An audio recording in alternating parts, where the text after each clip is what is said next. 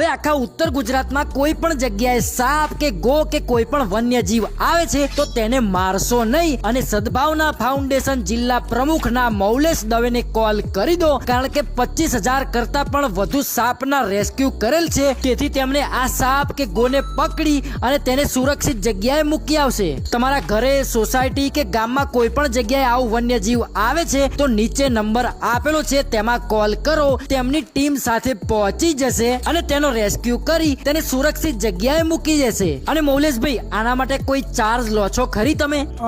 અમારી ટીમ જે સદભાવના ટીમ છે એ મહેસાણામાં તમામ પ્રકારના ઝેરી જીવોને રેસ્ક્યુ કરે છે અને એ થકી જે અમને ડોનેશન મળે છે એનાથી અમે જરૂરિયાતમંદોની સારવારમાં કે પછી એની મદદમાં કે પછી વન્યજીવ જે ઘાયલ થાય છે એની સારવાર માટે અમે ઉપયોગ કરીએ છીએ। ડોનેશન માટે અમારા કોઈ પણ પ્રકારનો ફોર્સ નથી, તમે આપો તો પણ ચાલશે અને નહીં આપો તો પણ ચાલશે। અમારો ઉદ્દેશ્ય ફક્ત જીવ બચાવવાનો છે।